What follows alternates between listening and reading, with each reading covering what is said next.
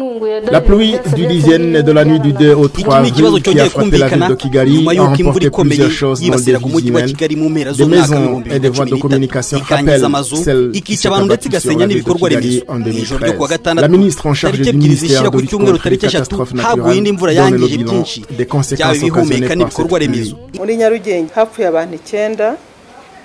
À Nyarugenge, 9 personnes ont été tuées. 145 maisons ont été détruites, dont 68 détruites complètement, pour dire que leurs propriétaires n'ont rien pour le moment, même leurs parcelles ont disparu. À Gasabo, 3 personnes sont mortes et 19 ont été blessées et 81 maisons détruites. D'autres endroits qui ont été touchés sont Nyanza, 8 maisons ont été détruites, à Ruchuru, 11 maisons, à Rulindo, 6 maisons et Karongi, 5 maisons. Ce ministère et d'autres services de l'État ne cessent de demander aux habitants des endroits à haut risque de les quitter, mais la réponse de la population est la même chaque fois, pas de moyens. Regardez cette maison qui risque de me tomber dessus. S'ils ont la volonté de nous aider, qui loue par exemple une maison pour moi pendant au moins 3 mois.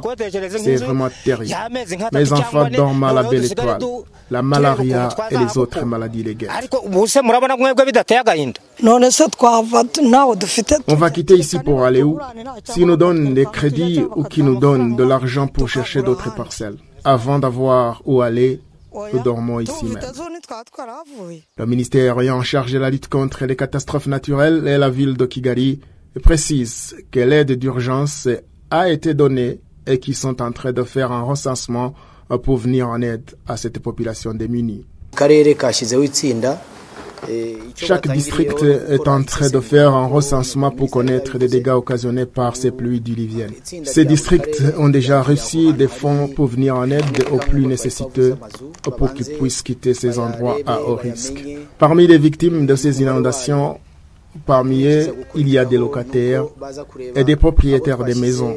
Ce sont des cas différents. Les districts sont à l'œuvre, chacun en ce qui le concerne, pour que les plus pauvres parmi eux soient casés quelque part en attendant une solution durable, puisque ce phénomène est devenu cyclique.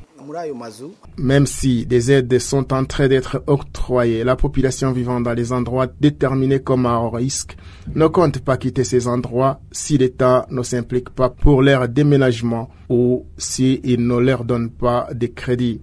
Pour le moment, la ville de Kigali et le ministère chargé de lutte contre les catastrophes naturelles sont à l'œuvre pour chercher comment en finir avec ces catastrophes naturelles.